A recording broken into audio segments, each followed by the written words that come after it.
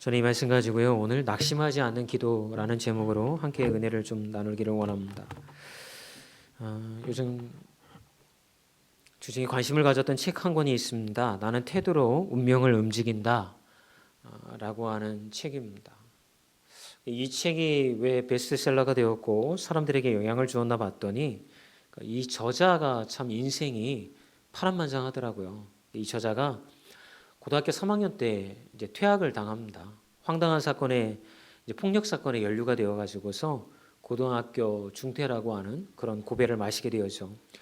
근데 뭐 가정이 그렇게 여유롭지는 않았던 것 같아요. 뭐 어머니하고 같이 살면서 그래서 구두 닦기도 하고 껌파리도 하고 또 뭐 여러 가지 뭐 일을 했던 것 같아요. 그래서 열심히 이제 살아가지고서 이 사람이 이제 출판사의 CEO 대표가 되어집니다. 그래서 그 사람의 인생을 보면서 역전의 주인공이다. 사람들이 그렇게 이야기를 한대요.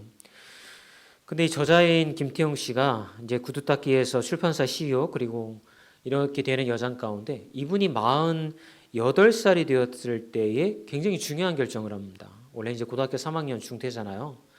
그러니까 이분이 고등학교 중퇴자니까 고3으로 복학할 것을 결정을 합니다. 이미 사회적으로 성공을 했기 때문에 굳이 졸업장이 필요하지 않은 거죠. 그런데도 불구하고 자기는 고등학교 중퇴자라고 하는 것을 이제 커밍아웃하고 학교로 돌아갑니다. 그리고 자기가 퇴학당하였던 학교로 복학할 수 있는 기회를 받아서 고3으로 복학을 하는데 가서 복학해서 48살에 공부를 시작을 해서 열심히 공부를 합니다. 그리고 복학한 지 6개월 만에 전교 1등을 이제 거머쥐게 되어지죠. 그리고 이분이 수능을 봅니다. 그리고 이분이 성균관대학교 사회복지학과를 입학을 합니다. 많은 사람들이 이 결정을 하기 전에 묻습니다. 사회적으로 이제 성공했잖아. 먹고 살만하고 사업도 괜찮은데 굳이 왜 그런 고생을 하려고 해? 라고 많은 사람들이 그를 이렇게 말렸을 때에 이 저자였던 김태용 씨는 이렇게 얘기를 합니다. 한번 도전해보고 싶다고. 나의 인생을 다시 한번 만들어가고 싶다고. 그래서 이분이 7년의 공부를 고등학교와 대학교 7년 동안의 공부를 하고 그것을 이제 책으로 엮은 책이 바로 이 책입니다. 그래서 나는 태도로 운명을 만든다라고 하는 책을 만드는 거죠. 근데 이분이 이 책에서 이야기하는 거는 중요한 게 있어요. 그게 뭐냐면 태도가 얼마나 운명을 바꿀 수 있는지, 태도가 얼마나 운명을 바꿀 수 있는지를 아주 재미나게 풀어본다는 거예요. 이 책의 제자가 이 책을 통해서 얘기하는 건 자기 인생도 평탄하지 않았다는 거예요. 때로는 롤러코스터처럼 밑바닥으로 떨어지고 가정도 행복하지도 않았고 뭐 가진 것도 없고 얼마나 힘들었으면 홀어머니 모시면서 그가 구두 닦기 하고 껌파리 하면서 자신의 인생을 살아왔겠어요. 그런데 그렇게 힘들고 어려울 때마다 그는 자신의 인생을 대하는 태도를 자기가 결정을 했다라고 하는 것입니다. 그래서 자기가 이렇게 성공할 수 있었던 이유를 이 저자는 한마디로 이렇게 얘기를 합니다. 그 어떤 조건보다 삶을 대하는 태도였다. 그 태도가 나로 하여금 이 길을 걸어가도록 만들었다. 이렇게 얘기를 했습니다. 여러분, 우리는 인생을 살아가면서 제가 이 책을 읽으면서 그런 생각을 했어요. 뭐 예수 안 믿는 사람이나 믿는 사람이나 인생은 롤러코스터입니다. 어떨 때는 밑바닥으로 떨어지기도 하고 어떨 때는 조금 잘 살 수도 있습니다. 생각하지 않았던 고난이 우리에게 찾아왔을 때에 여러분 그때 우리도 무언가를 결정해야 되는 거죠. 어떻게 그 고난의 어려움을 살아갈까는 사실은 우리의 태도에 달려있는 거예요. 어떤 분들은 기도로 나아가서 하나님의 말씀을 가지고 태도를 결정하는 자들이 있고 어떤 자들은 매일같이 술을 퍼먹으면서 나는 실패한 인생이야. 나는 인생의 낙오자야. 라고 자신의 인생을 원망하면서 그 태도를 결정할 수가 있게 되어지는 것이죠. 그러면 여러분, 우리는 어떻게 하면 사실은 하나님의 말씀으로 이 고난과 어려움을 대하는 믿음의 태도를 견지할 수 있을 것인가? 그 순간이 바로 기도하는 순간인 줄 믿습니다.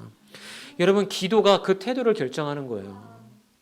누구나 어려움 당할 수 있어요. 예수 믿는 사람들 중에 어제 일어난 사건들처럼 이태원에 갔다가 생태 같은 목숨을 잃는 사건을 경험할 수도 있고 살아남을 수도 있어요.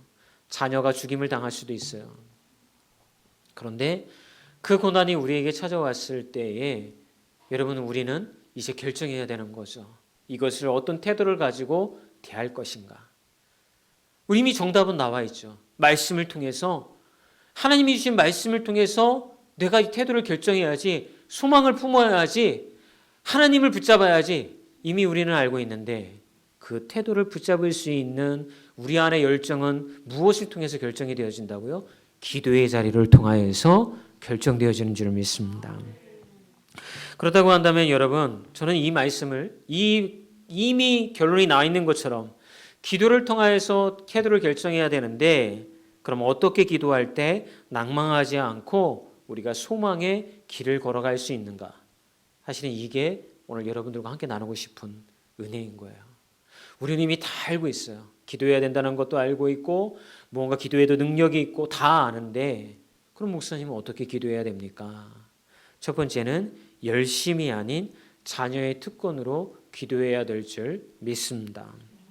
오늘 본문을 보면 여러분들이 이미 잘 아시는 거예요. 예수님께서 비유를 가지고 설명을 하는데, 항상 기도하고 낙심하지 말아야 될 것을 한 비유를 통하여서 설명을 합니다. 어떤 도시에 불의한 재판장이 있었습니다. 고난을 당하고 있는 과부가 찾아와서 자기의 원한을 풀어달라고 재판장을 매일같이 찾아와서 요구를 합니다.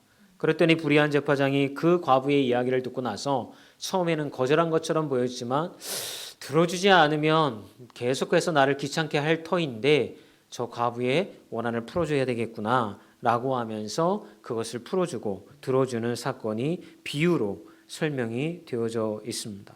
그러면서 예수님께서 이렇게 얘기하죠. 하물며 하나님이 그렇게 하시지 않겠느냐라는 이야기를 하십니다. 이 사건 안에는 두 가지의 모습이 대칭이 되어져 있습니다. 불의한 재판관과 하나님, 그리고 힘없는 한 과부와 택함받은 믿음의 자녀들이 대칭이 되어져 있습니다. 그런데 이 말씀을 여러분들이 그 전에 말씀을 들었을 때 이렇게 말씀을 많이 들었을 거예요. 여러분 열심히 되십시오. 응답되어질 때까지 하나님 앞에 나와서 부르짖어 기도하십시오. 포기하지 말고 열심으로 기도하고 정성으로 기도해야 됩니다. 그러면 여러분, 하물며 불의한 재판관도 과부가 그렇게 때를 쓰며 매일같이 열심으로 찾아오니까 그 기도 들어줬지 않습니까? 하물며 하나님께 여러분들이 이렇게 매일같이 열심으로 찾아왔을 때에 들어주시지 않겠습니까? 라고 하나 설교를 아마 한 번쯤 들어보셨을 거예요. 여러분, 맞는 말씀입니다. 그러나 저는 이 말씀을 조금 다른 관점으로 보기를 원합니다. 오늘 이 말씀은, 그리고 불의한 재판장이 이 과부의 요구를 들어준 이유는 과부가 열심을 내었기 때문에, 끝까지 포기하지 않고 불의한 재판관을 괴롭혔기 때문에 이 기도가 응답되어진 것이 아니라는 것입니다.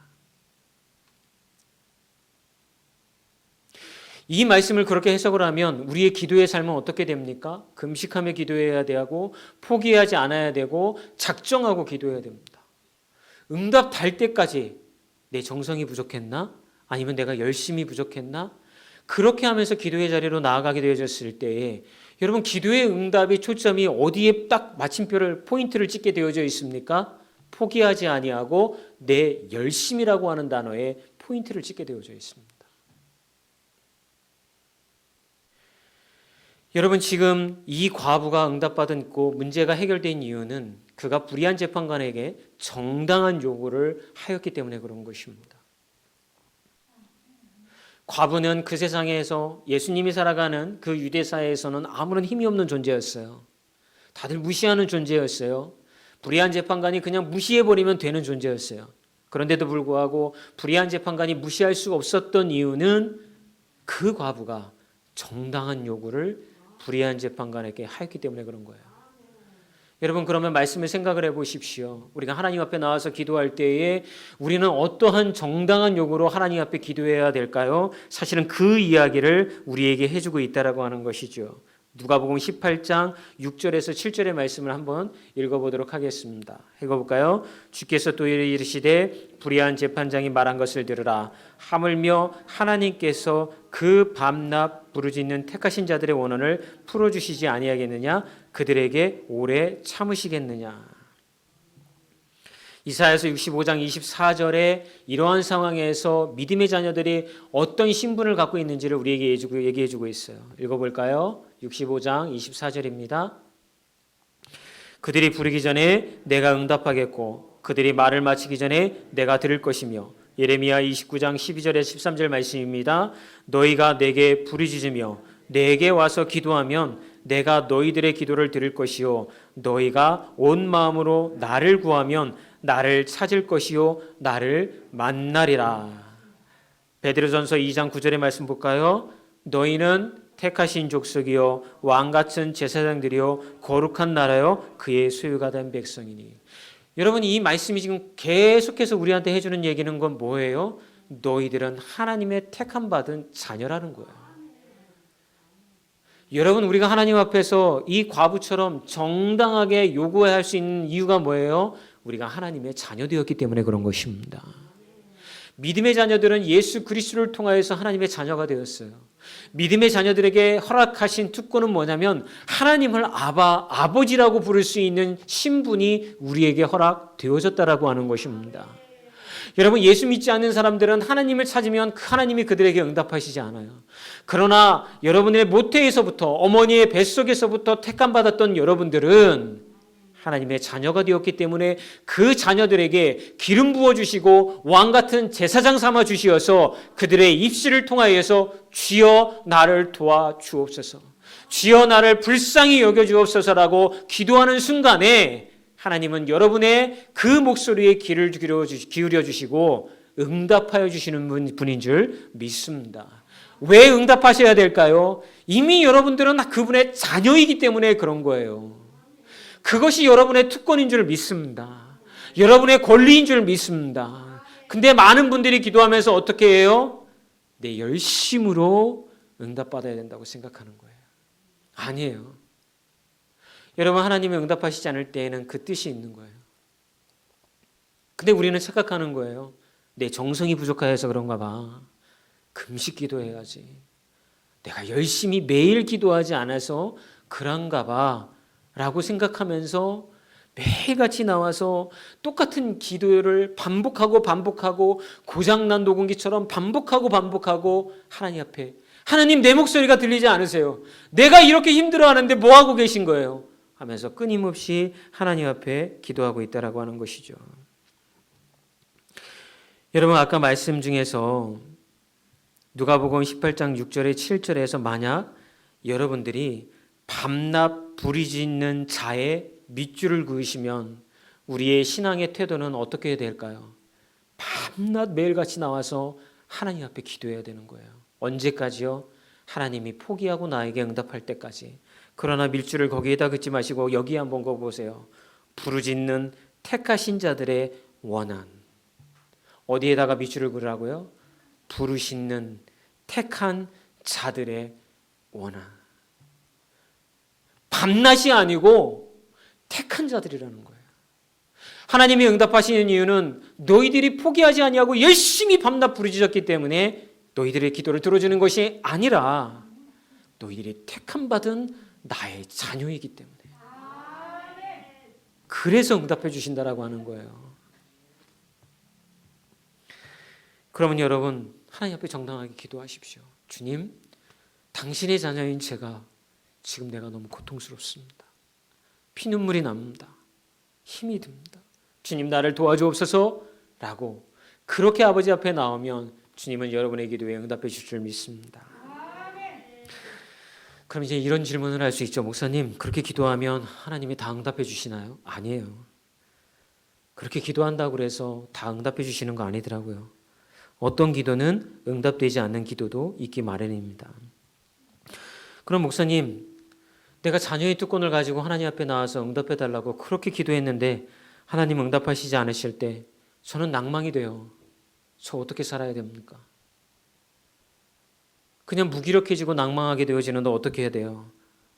낭망하지 않으려면 어떻게 받아들여야 하나요? 이런 질문을 할 수가 있죠. 그래서 두 번째, 기도가 응답되지 않아서 낭망하는 마음이 든다면 응답되지 않는 기도를 통해서 더 깊은 주님과의 사귐의 자리로 인도됨을 믿으시기 바랍니다.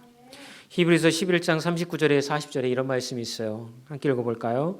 이 사람들은 다 믿음으로 말미암아 증거를 받았으나 약속된 것을 받지 못하였으니 이는 하나님이 우리를 위하여 더 좋은 것을 예비하셨은즉 우리가 아니면 그들로 온전함을 이루지 못하게 하려 하심이니라. 뭐라고 말씀하셨어요? 다 믿음으로 말미암아 증거를 받았으나 약속된 것을 받지 못하였다라고 여러분 바울은 얘기해주고 있어요. 기도에 관해서 신자들이 가장 신자라고 표현하는 것 같지만 사실 우리가 기도에 관해서 제일 관심 있는 부분은 뭡니까? 제가 설교 제목을 정해보면요. 어떻게 하면 응답받을 수 있나요? 이게 우리의 관심이잖아요. 그래서 많이 팔리는 책 중에 하나가 조지 뮬러의 응답받는 기도라고 하는 책이 베스트셀러잖아요. 이렇게 기도하면 모든 기도가 다 응답이 되어집니다. 이런 거 너무 우리 좋아하잖아요. 그리고 저한테 찾아와도 목사님 어떻게 기도하면 제가 지금 기도하는 기도의 제목이 응답받을 수 있나요? 이것을 저한테 듣기를 원하시잖아요. 근데 한번 생각해 보세요. 이 질문이 하나님도 중요하게 생각하실까요? 그러니까 전략적으로 이렇게 기도하고 이렇게 기도하면 내가 너한테 더 빨리 응답해 준단다 라고 하는 것에 하나님이 관심이 있으실까요? 하나님은 별로 관심이 없으세요. 하나님이 관심이 있는 것은 여러분들이 기도의 자리에 나오셨을 때에 눈에 보이지 않는 그 하나님의 역사와 일하심, 그리고 너의 생애를 끌고 가고 있다고 하는 하나님의 주인 되심, 그것이 기도의 자리를 통하여서 여러분들이 받아들일 수 있기 때문에 기도의 자리로 불러들이시는 거예요. 근데 우리는 별로 그렇게 관심이 없어요. 하나님 이 문제 해결해 달라고요. 이거라니까요. 뭐 하시고 계신 거예요? 내가 지금 피눈물이 나잖아요. 하나님 저의 정성이 부족한 거예요?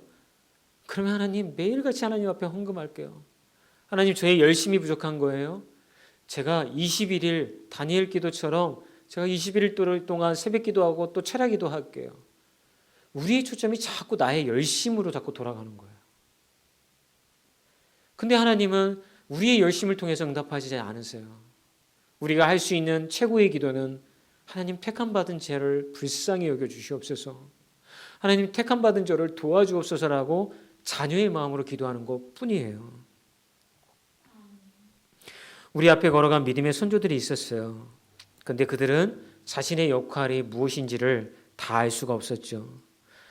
그 고난을 끝나고 나서 시간이 흘러서 우리는 성경을 통해서 아브라함, 이삭, 야곱, 요셉, 12지파, 그리고 그들이 가나안에 들어가고 이런 시간의 흐름을 성경을 통해서 다 읽고 났을 때에 아하, 하나님이 이래서 아브라함을 이 길로 끌고 가신 거구나.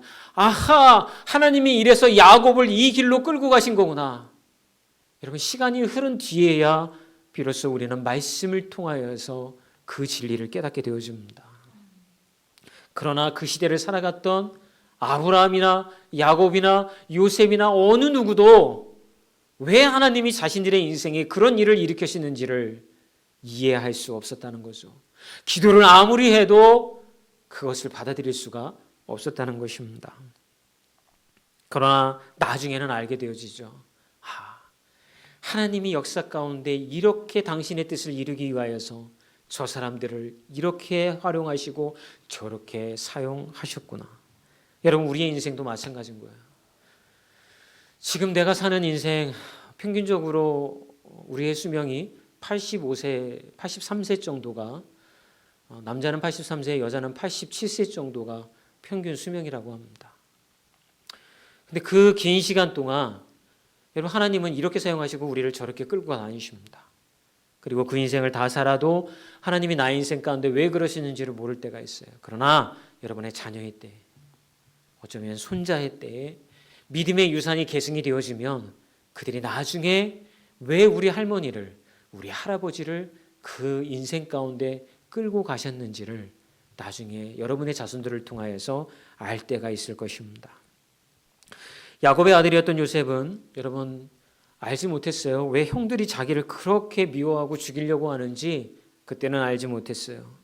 왜 자기가 애굽으로 가는 노예 상인에게 팔려야 하는지도 알 수가 없었어요. 현실을 받아들이고 노예로 열심히 살아보려고 하였지만 자기가 또 왜 감옥에 가야 하는지를 그는 알 수가 없었어요. 그러나 그때마다 성경은 요셉의 상태를 이렇게 표현합니다. 하나님이 함께 하시어 요셉을 범사에 형통케 하였더라.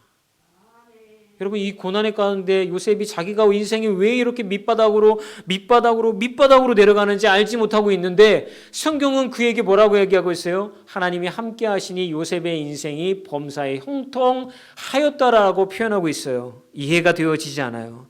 왜 성경은 그의 인생을 범사에 형통하였다라고 표현하고 있는 걸까요? 요셉은 앞날에 무슨 일이 벌어질지 모르지만 하나님을 의지하고 그분을 믿고 순종하며 나아갔기 때문에 그의 인생이 형통하였다라고 성경은 표현하고 있다라고 하는 것입니다. 왜 형통하였다라고 표현하고 있나요? 그는 알지 못하고 보지 못하고 깨닫지 못하지만 하나님의 주인 되심을 인정하고 분명히 나의 인생도 하나님이 이끄시는 계획 가운데 분명히 인도되어지고 있을 거야 라고 하는 그런 믿음으로 하나님을 붙잡았기 때문에 그 순종의 길을 걸어갔기 때문에 하나님의 계획이 그의 인생을 통하여서 차근차근 이루어지고 있었기 때문에 성경은 그의 인생을 형통한 인생이라고 표현하고 있는 것입니다. 여러분, 우리는 우리의 인생을 형통한 인생이라고 표현을 할 때 부자가 되어지고 근심 걱정이 없고 좋은 집을 가져야 하고 어쨌든 직장에서 승승장구하고 질병도 없어야 되고 모든 것이 다 잘 되는 것이 형통한 인생이라고 생각을 합니다. 그러나 오늘 성경은 우리에게 그렇게 이야기를 합니다. 그것이 형통한 것이 아니라 너희들이 지금 한탄과 눈물과 한숨을 쉬면서 살아가고 있는 그 인생조차도 하나님의 계획 가운데 활용되어지고 사용되어지고 있는 것을 믿는 믿음. 하나님이 여러분의 인생을 그렇게 사용하실 뿐만이 아니라 이끌고 계시겠다라고 하는 보이진 하나님의 주권을 받아들이고 인정할 수 있는 믿음. 그리하여서 순종하고 그 날마다의 삶을 기쁨으로 채우기 위하여서 기도하며 하나님의 말씀을 묵상하며 살아가는 인생, 하나님과 사귐을 통하여서 그의 삶이 기쁨으로 채워질 수 있는 인생, 그 인생을 형통하다라고 우리에게 표현하고 있다는 것입니다. 우리는 알잖아요. 성경을 읽었으니 알잖아요. 하나님이 요셉을 왜 미움받게 하고 감옥에 가게 하고 애굽으로 갈 수밖에 없었는지를. 하나님은 요셉을 통하여서 야곱의 형제들이 들어오게 만드시고 야곱의 형제들을 통하여서 애굽에서 이스라엘 백성들을 형성시키시고 그들을 인도하여 가나안 땅으로 데리고 가셔서 하나님의 나라를 건설하기 위한 큰 그림 가운데 요셉이라고 하는 한 인물의 인생을 사용하셨던 것입니다. 그렇게 관점으로 요셉의 인생을 바라보니 형제들이 요셉을 미워했던 것도 이해할 수 있습니다. 그 관점으로 우리의 고난을 바라보니 왜 하나님이 나를 고난 가운데 담그시는지를 우리는 이해할 수 있습니다. 왜 그렇게 나는 형제들과 갈등이 있고 왜 그렇게 부부 사이에 갈등이 있고 그 또한 하나님의 계획 가운데 있다라고 하는 것을 고백할 때에 우리는 받아들일 수 있는 것입니다. 날마다 날이면 요셉은 자인이 해달라고 아버지의 집으로 보내달라고 그렇게 기도했을 거예요. 그러나 그 기도는 응답되지 않았어요. 왜요? 하나님의 계획을 벗어난 기도였기 때문입니다. 오히려 더 힘든 상황만 계속되었죠. 응답받는 기도만이 참다운 기도라면 우리는 낭망하며 살 수밖에 없습니다. 하나님의 응답을 경험할 수 없었던 날들도 하나님의 품 안에 있음을 믿으십시오. 응답받지 못한 기도를 통해 우리는 이 모든 시간이 다 하나님 안에 있음을 깨닫게 되어지는 것입니다. 그리고 이 일을 통해서 하나님은 우리가 생각할 수 없었던 더 깊은 자리로 우리를 데리고 가셔서 우리의 인생이 펼쳐지도록 만드실 것입니다. 이렇게 펼쳐지는 하나님의 일하심에 참여할 때 우리에게 필요한 게 있어요. 그건 믿음인 것입니다. 이해되어지지 않고 하나님이 도대체 나와 함께하는지도 잘 모르겠고 뭐가 뭔지도 분간할 수 없는데 그래도 순종하며 믿음으로 걸어가는 것. 그래서 오늘 마지막에 예수님은 이렇게 표현하십니다. 누가복음 18장 8절 후반절입니다. 그러나 인자가 올 때에 세상에서 믿음을 보겠느냐 하시니라. 이 믿음을 보겠다는 거예요. 이해되어지지 않는 세상의 흐름들, 왜 내가 삶이 이렇게 힘들어야 하는지 알 수 없는 상황들, 이 모든 게 분명 하나님의 이끄시는 곳에 내가 사용되어지고 있다라고 하는 것을 믿는 것, 주님이 나의 주인 되신다라고 하는 것을 믿는 것, 그것이 믿음인 줄 믿습니다.